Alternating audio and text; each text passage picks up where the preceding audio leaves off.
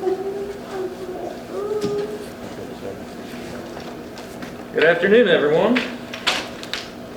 Good afternoon. Good afternoon, everyone. There we go. You're going to have to be a little more lively than that. All right, first things, turn off your cell phones, any electronic devices.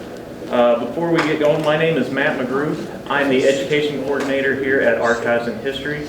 I just want to give a quick PR moment to the archives here of some upcoming lectures we have. On Saturday, April 13th, Dr. Kelly Shapiro will present the evolution of the West Virginia movie theater. And on Saturday, May 11th, we will kick off this year's block speaker series. Both of those events are going to take place here in the Archives Library and will commence at 3 p.m. just like we are today. So today our speaker is Mr. Erin Parsons. He is a native of Logan County and completed his BA in History from Marshall University in 2015. He went on to earn an MA in Public History from West Virginia University in 2017. He currently serves as the photo archivist here at the State Archives, where he oversees our vast collection of photographs. His lecture today is entitled Order from Chaos, the Creation of West Virginia's State Police Department, and will focus primarily on both the legislative battle to create the department, as well as the department's role in the state's infamous mine wars.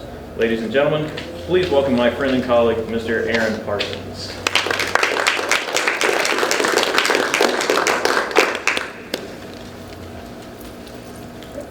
Welcome, ladies and gentlemen, to the Archives and History Library.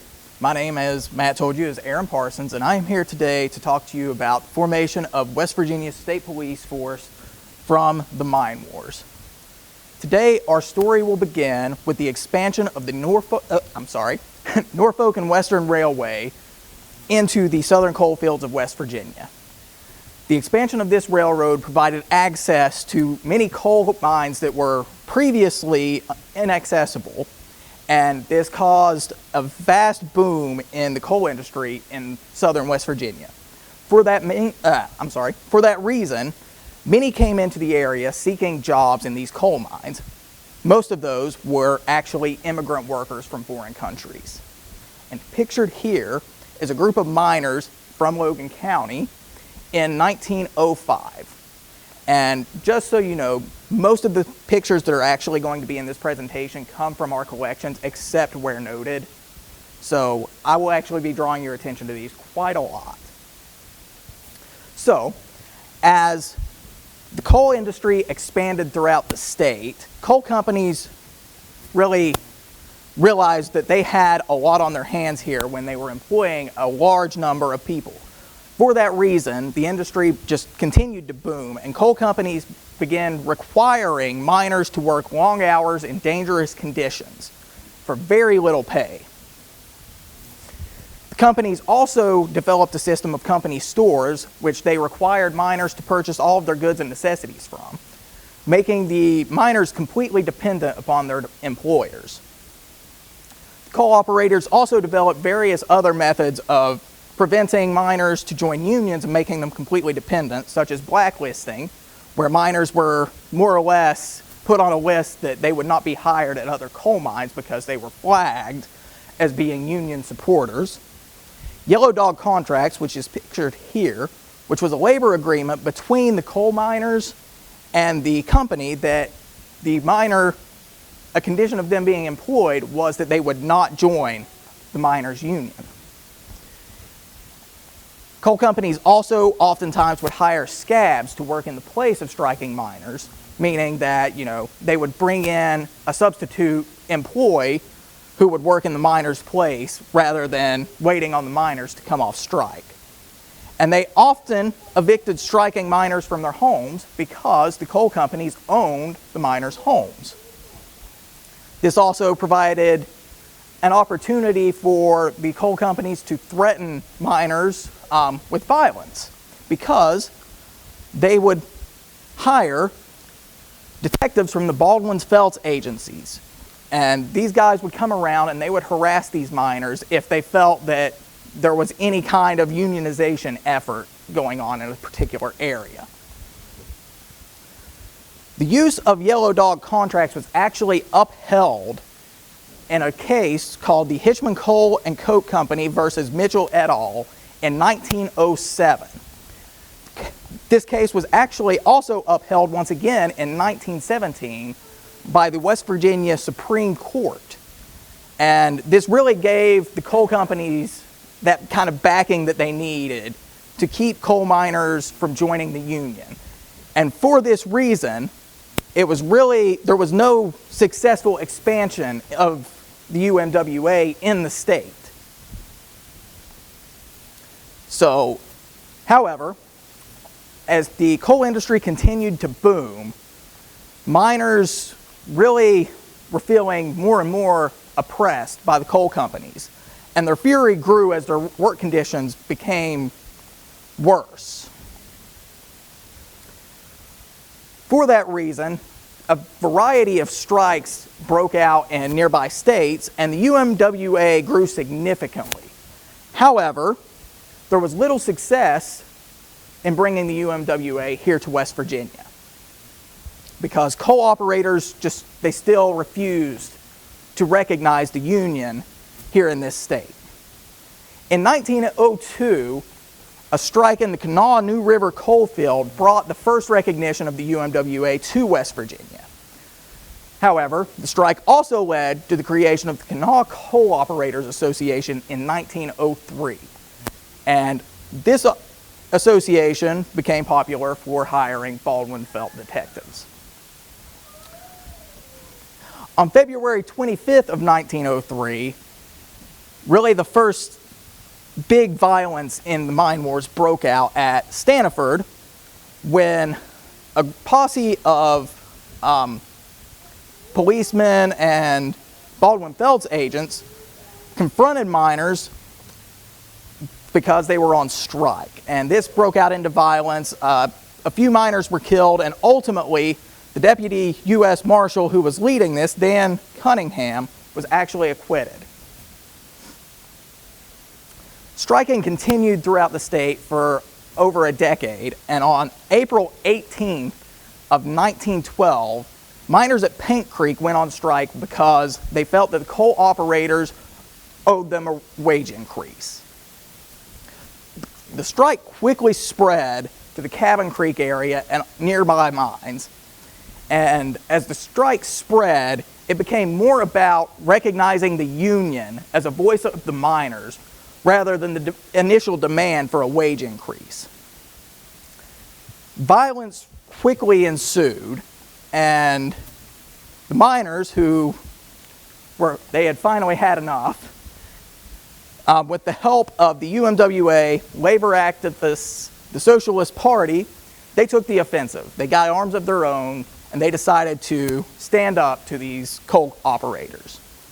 Guerrilla warfare broke out between the miners and the coal companies, and a large number of casualties were inflicted on both sides. Has anybody in here ever heard of the Bull Moose Special?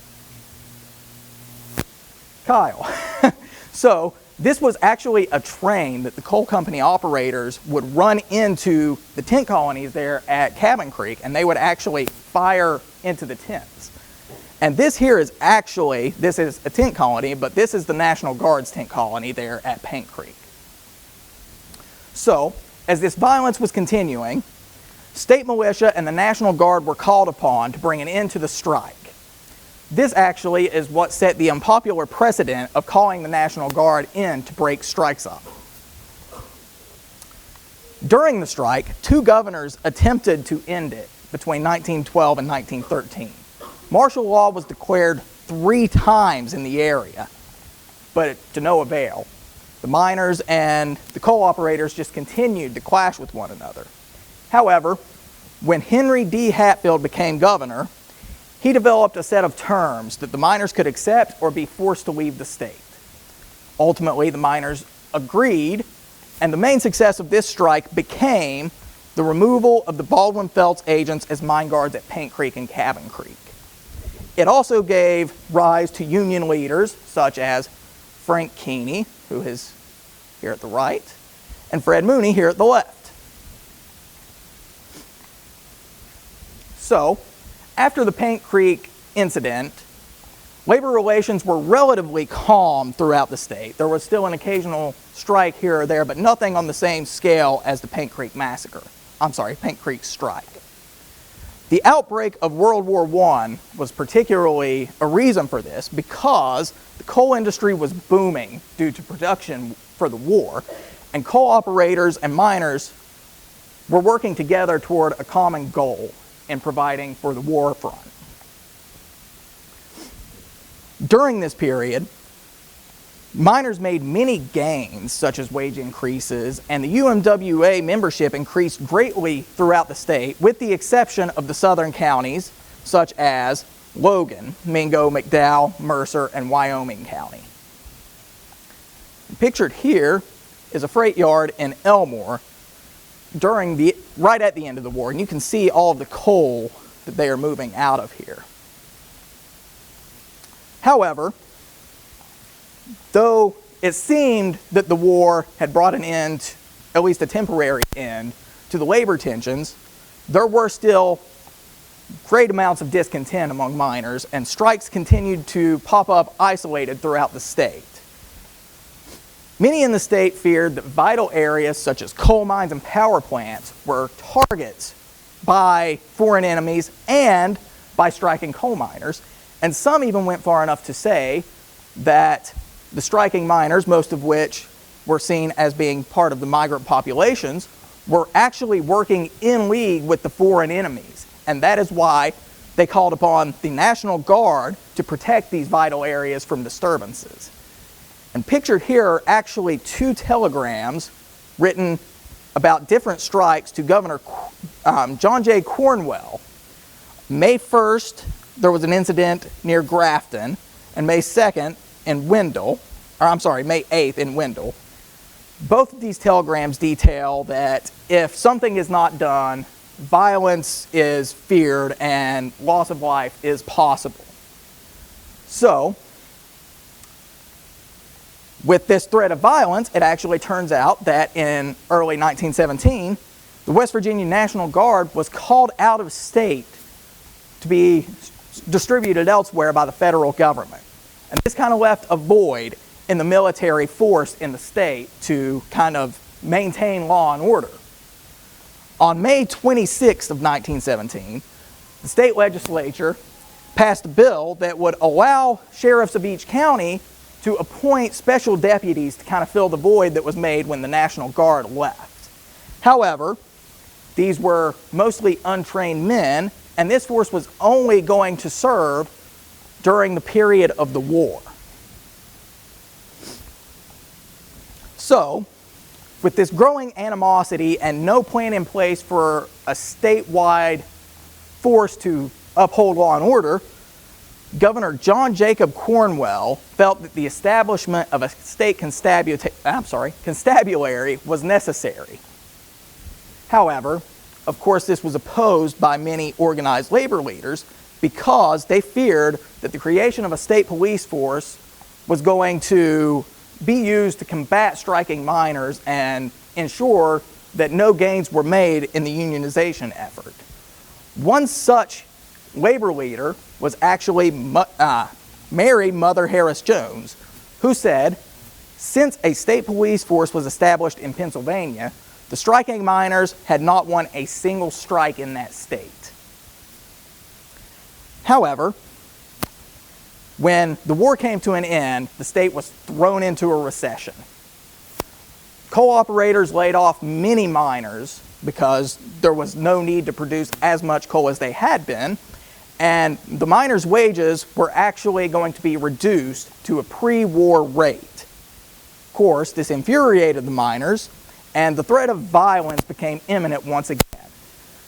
With such a potential for violence, Governor Cornwell began to make the argument once again that the state needed to create a state police force. Pictured here is Governor Cornwell, and as I said, he was kind of spearheading this movement.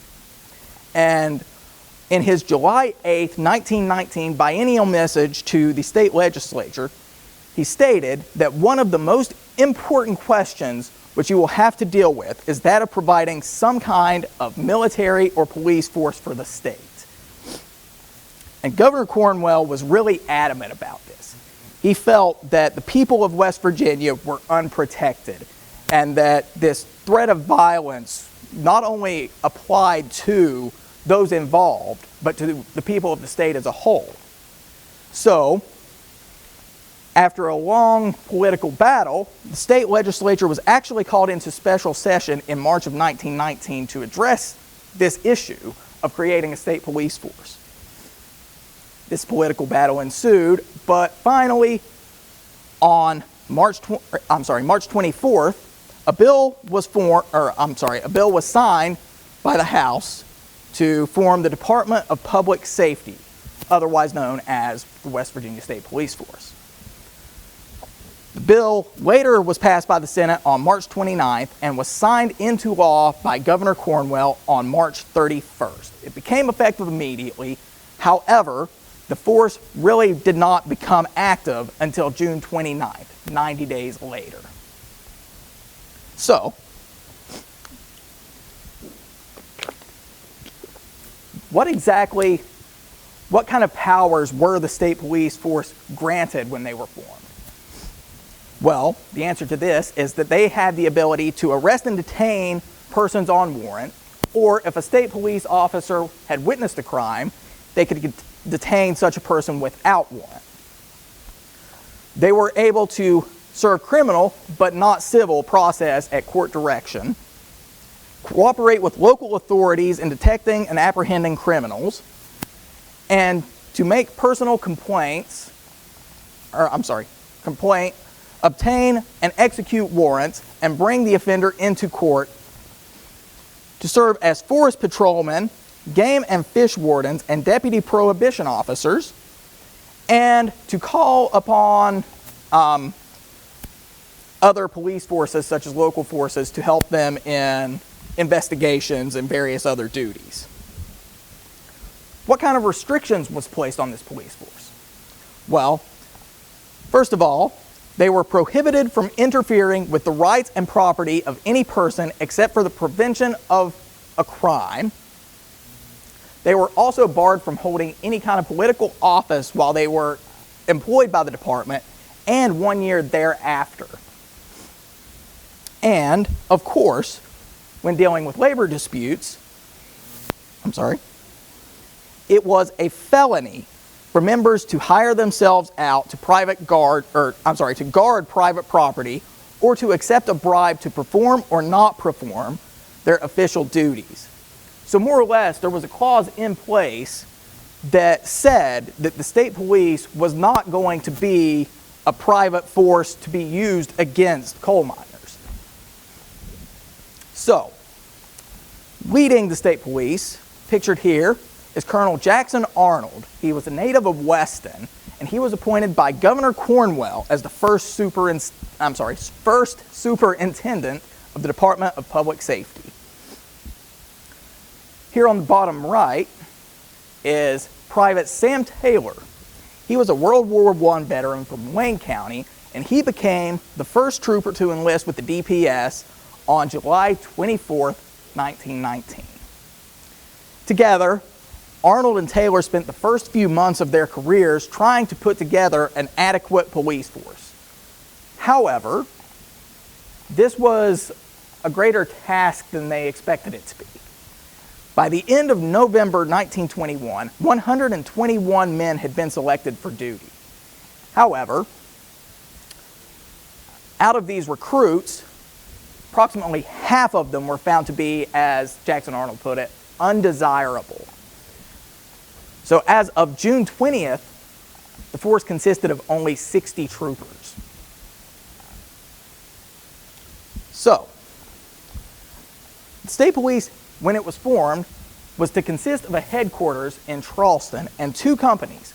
Company A was to be placed in Elkins in Randolph County, and Company B at Canova in Wayne County. To lead these two companies, Superintendent Arnold appointed Captain Grover C. Ripito and Captain John Askew. Even though initially the headquarters for these two companies were at Elkins and Canova, throughout the department's early years, they were actually forced to move around quite a bit throughout the state due to, the necessity to police particular areas. And pictured here is actually the headquarters at Haywood Junction for Company A, and this is, I'm pretty sure, near the Elkins area. So, when they were attempting to put together this state police force, Superintendent Arnold faced several issues. One of the largest issues that he faced, of course, was finding quality men for the job.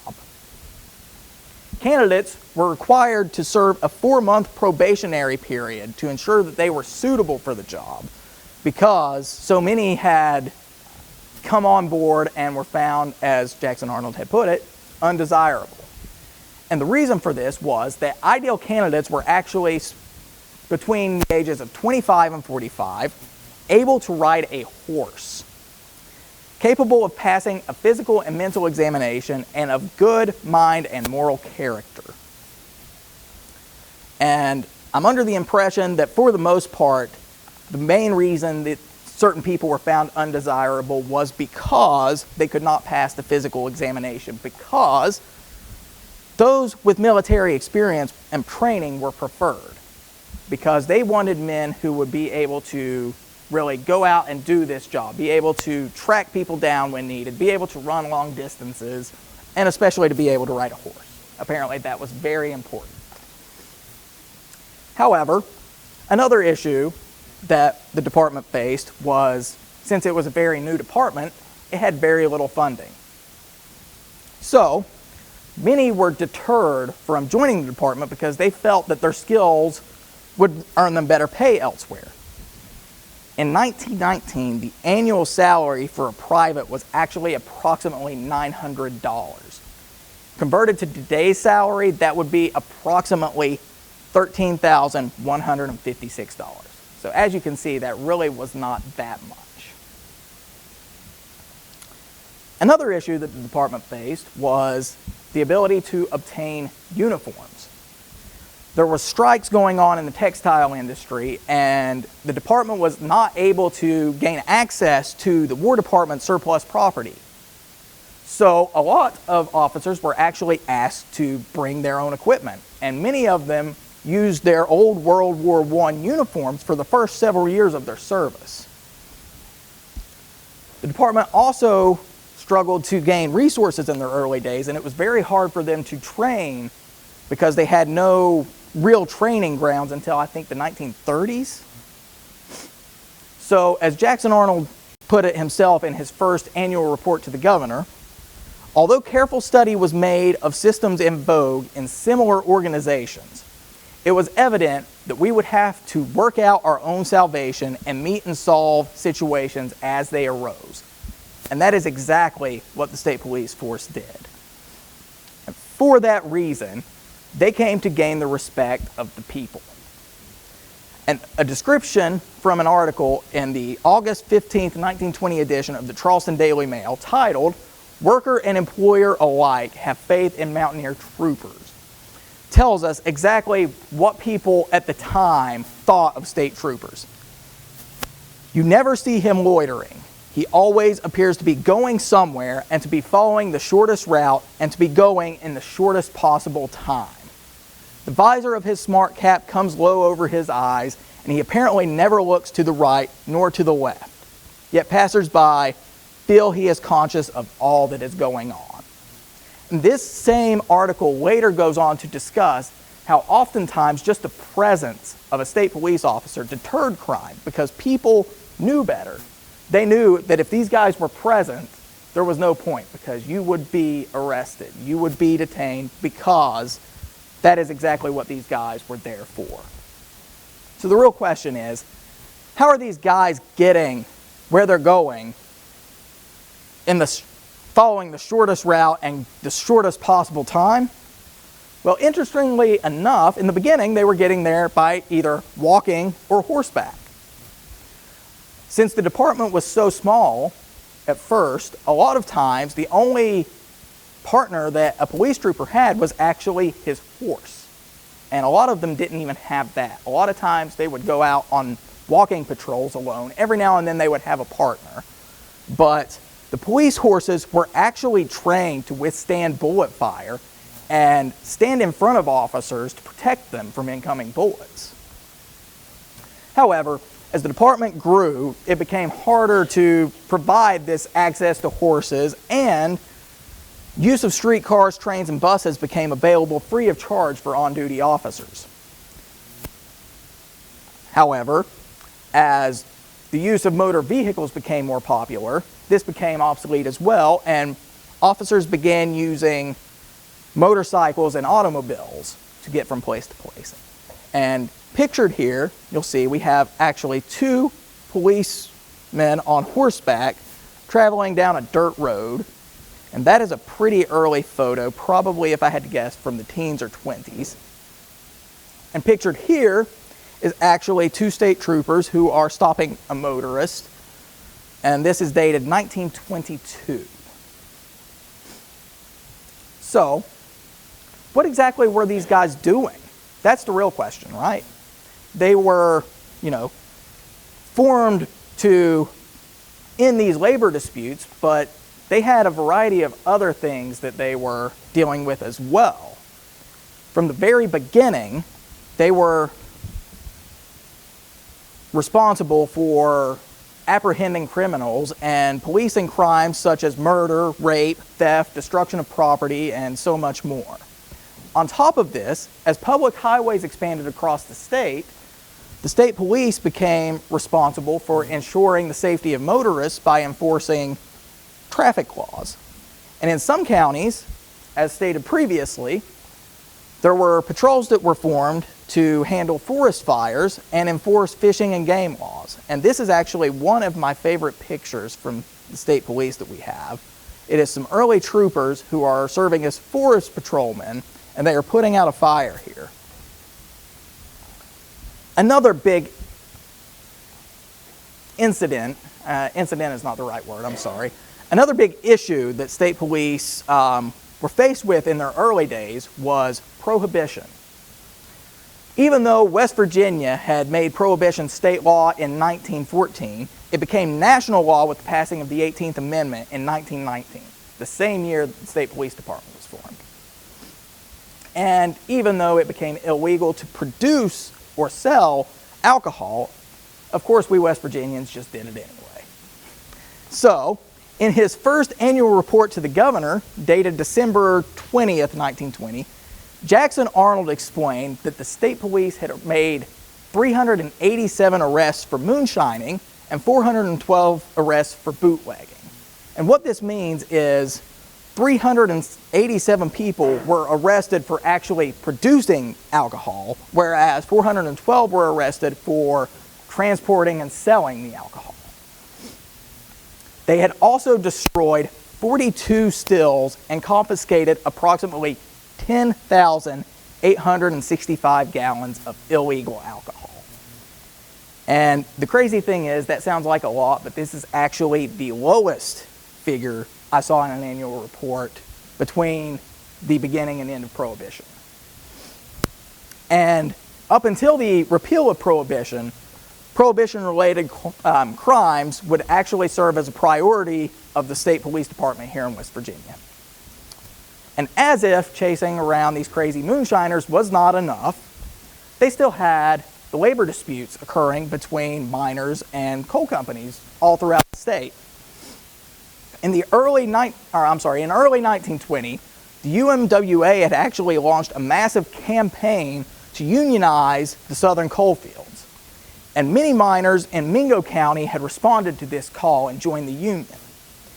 However, the coal companies had policies in place that would allow them to fire any miner who had joined the union. And for this reason, thousands of miners were actually discharged from their jobs.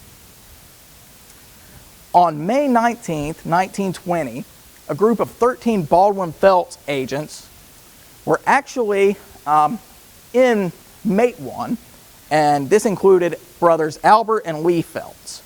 And they were evicting striking miners from their homes. When Police Chief Sid Hatfield arrived on the scene, he was furious because he felt that these evictions were unlawful. However, the Phelps brothers actually argued that the evictions were legal because the homes belonged to the coal companies. So they continued the evictions, but when they prepared to leave Mate 1 later that evening, they were confronted by Sid Hatfield, Mate 1's mayor, Cabell C. Testerman, and a group of angry miners.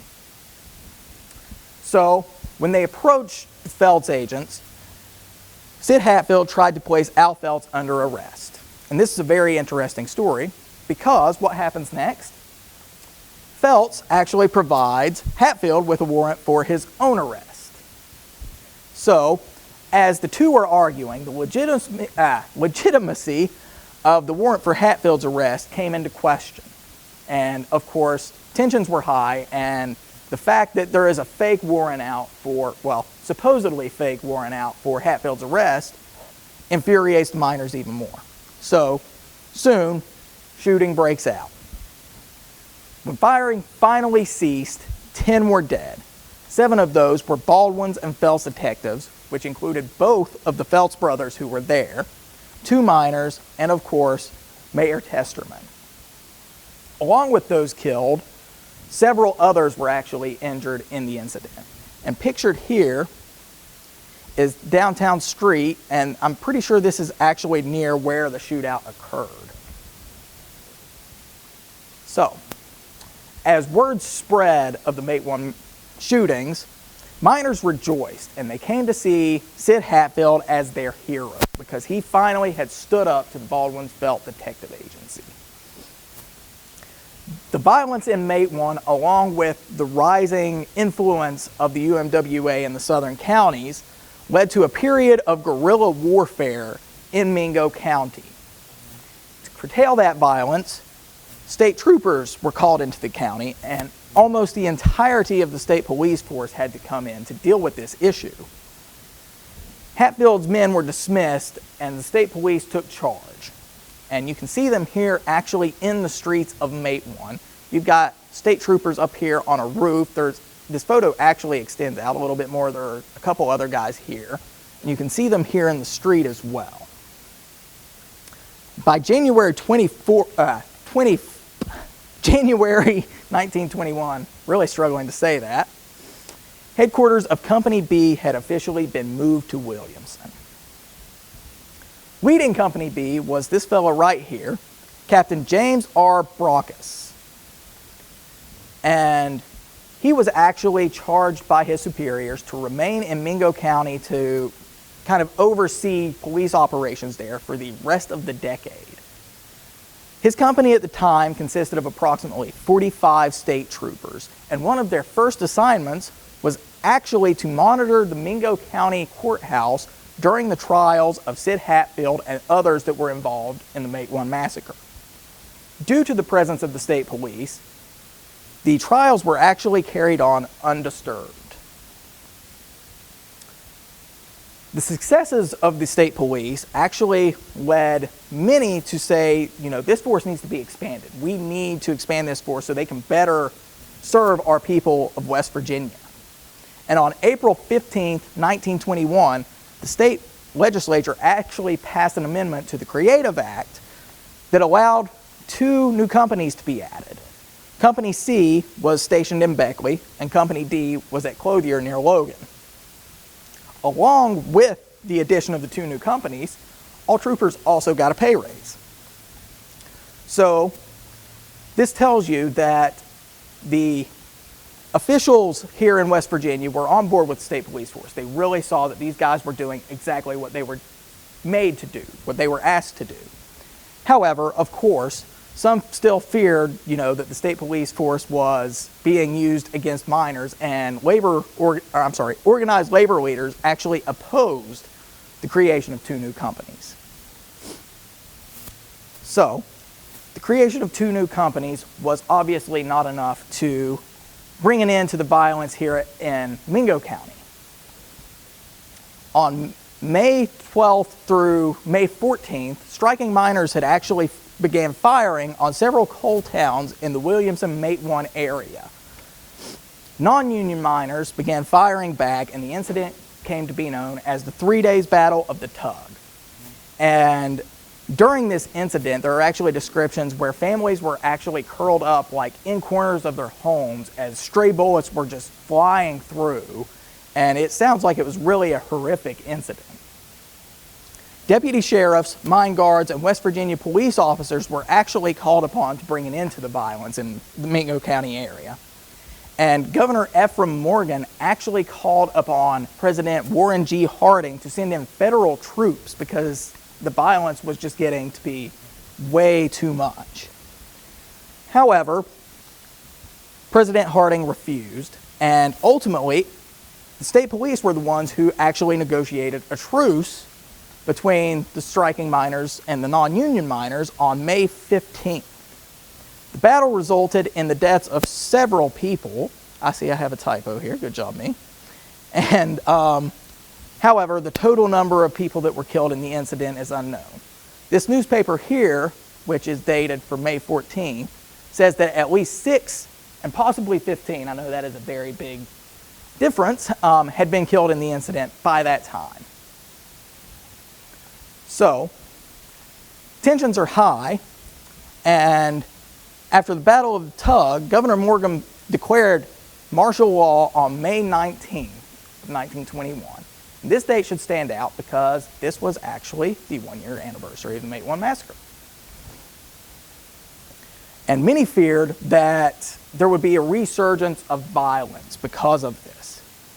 To enforce the proclamation of martial law, almost the entire state police force was sent into Mingo County once again.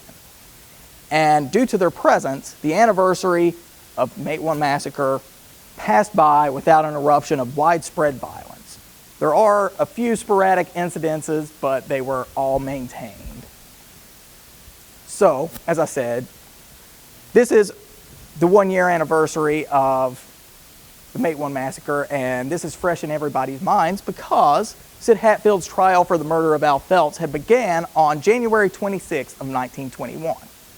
And ultimately, Hatfield was actually acquitted for the murder of Al Felts. However, on August 1st of 1921, Hatfield found himself in McDowell County, and he was being indicted for charges unrelated to the Mate 1 massacre. When he and his deputy, Ed Chambers, and both are pictured here, were walking up the courthouse steps in Welch, they were actually ambushed by a group of Baldwin Felts agents, and both men were shot and killed. So, word quickly spread of Hatfield's murder, and on August 7th, 1921, miners began gathering in the Winds Creek area near Charleston under the direction of UMWA District President Frank Keeney.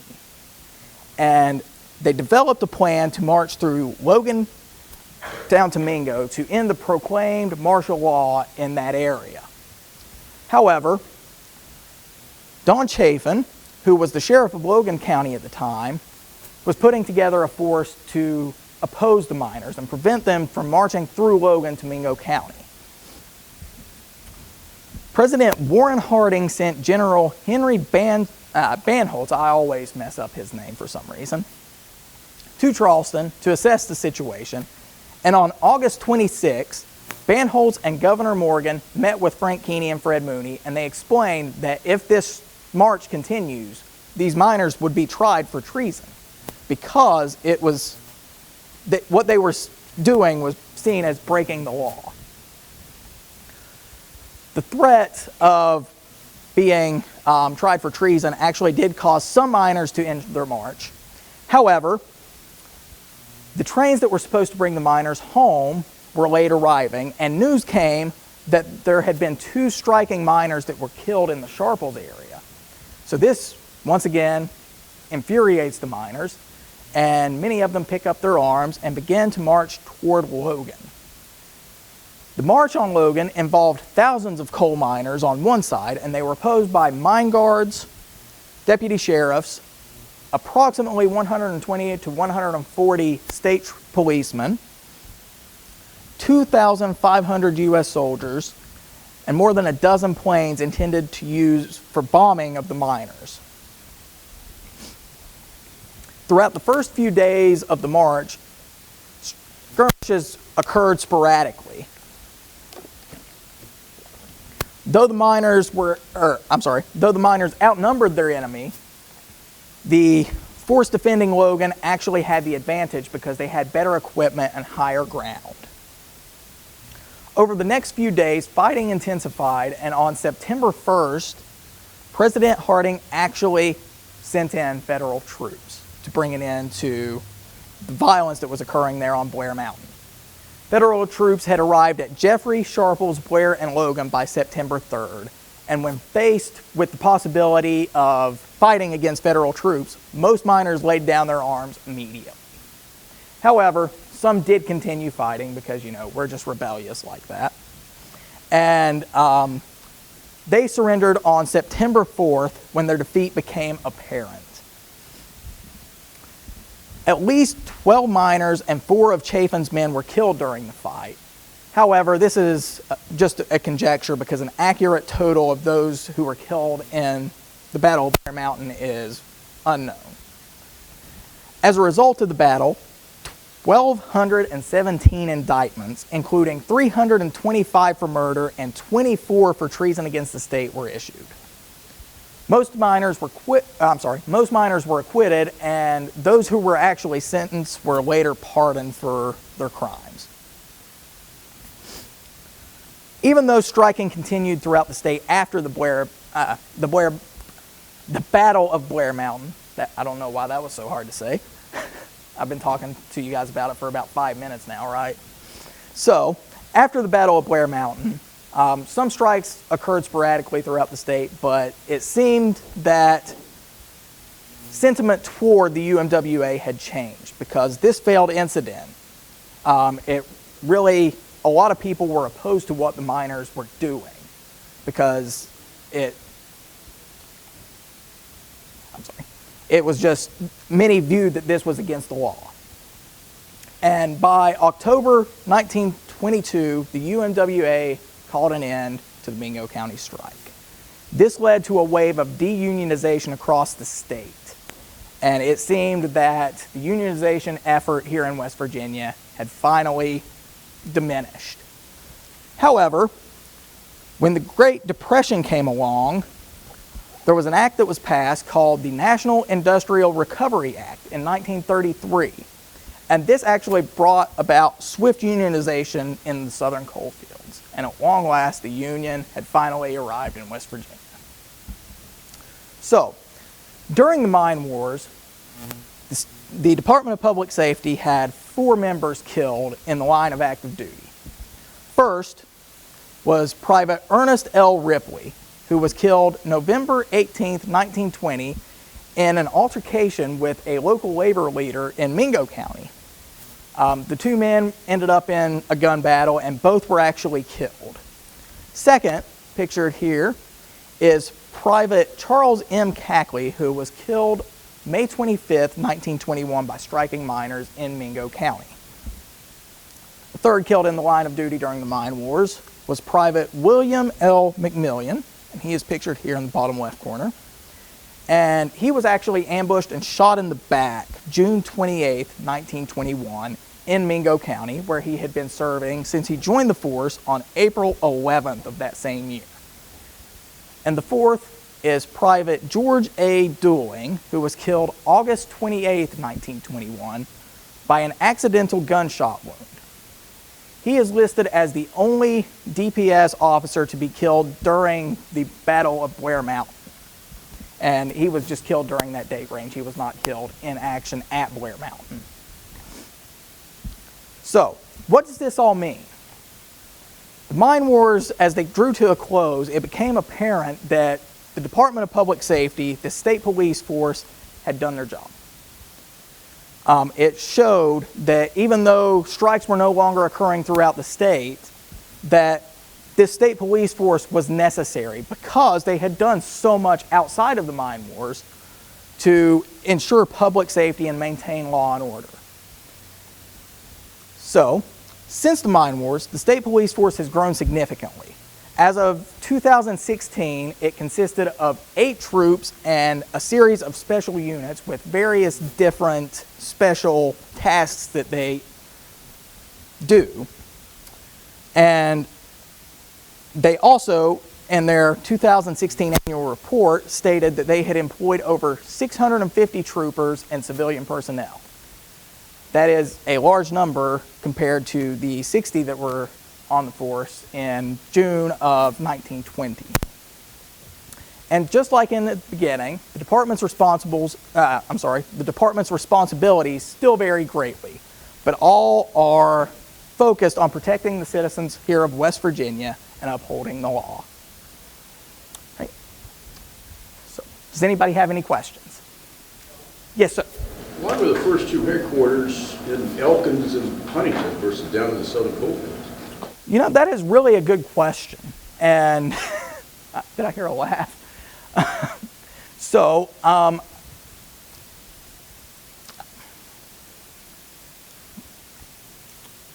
I believe the main reason is because Charleston is kind of here, and they kind of position them kind of further away from here.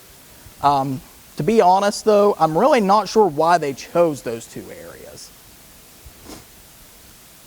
I'm sorry, I know that's not a very good answer. So, anybody else? Yes, Kyle. Early on, you had a letter from I believe the colonel in charge of the state troopers telling one of the new troopers to report to the armory in Charleston. Sam Taylor. Is it known where the state trooper armory was in Charleston? That was at the Capitol at the time, right, Jay? I'm pretty sure that's where. I'm not sure where the armory was. I know that the state police headquarters were at the Capitol at that time, though. Anybody else? Yes. So I know now the state police has a very good training program. Right. Is there do you know what the time frame is that they started training recruits instead of counting on already trained military personnel? I'm pretty sure that kind of started, I want to say 1933 is when they really first got their training facility. I'm pretty sure it was in the early 1930s, though.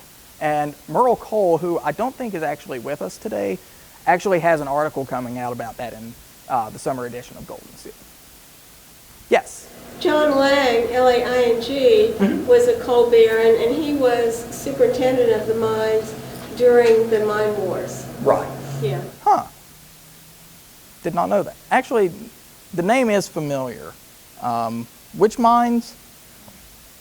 Well, Oh, okay. I see it. McAlpin, Okay. I'm sorry. the town McAlpin, and Right. the McAlpin Coal Company and Wyatt Coal Company Huh. in Raleigh County and Fayette County. Did you have another question, Kyle? Yes, I did. Okay. In those very, very early times when they were still kind of struggling for how these guys were uniformed and such, was there a standard armament for a trooper, or was that pretty hodgepodge as well in the first few years?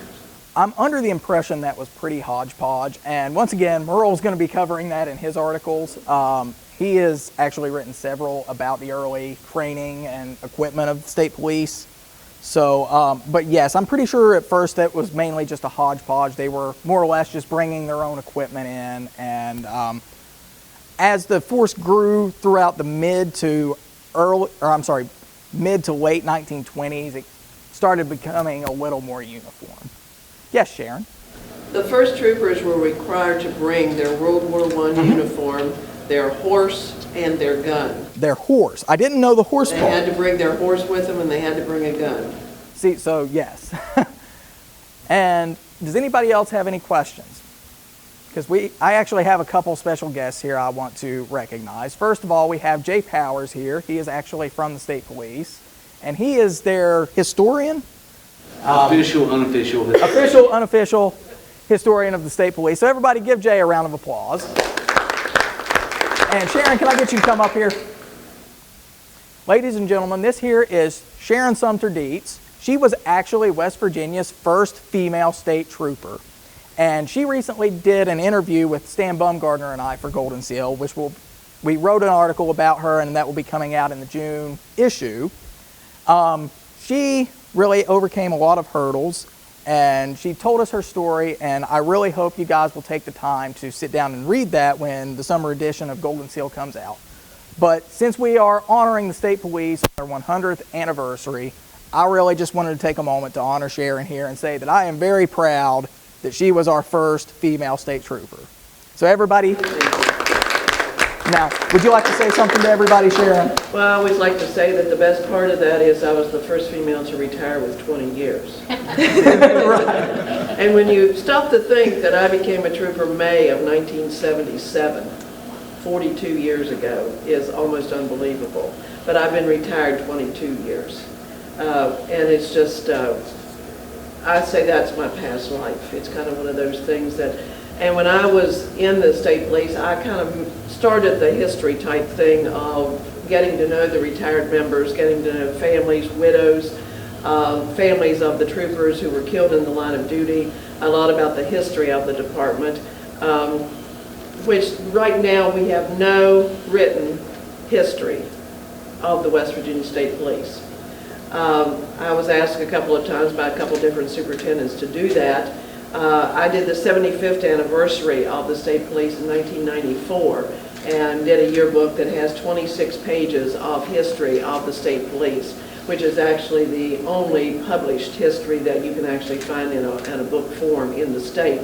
And that history came from spending many hours in the archives library here, going through the microfiche and everything in old newspapers, because that is virtually where all the history you will find of the state police is, in the old newspapers. Because as Erin showed here, the newspapers carried a lot of information in those days. You can see how full that paper was compared to what we get to now from in the newspapers. But a lot of that history is in those old newspapers, and that's where it is. But it's one of those experiences that I wouldn't want to repeat. I'm not sorry I did it the first time, but I would not want to do it again. Thank you. Thank you, Sharon. All right, well, thank everybody for coming. It's been a pleasure being here, having the opportunity to present this to you. And I want you all, as you see a state trooper over the next few months, I want you to remember what these people do for us, the kind of sacrifices they make, and just remember all they've done for our state over the past 100 years. Everybody, thank you.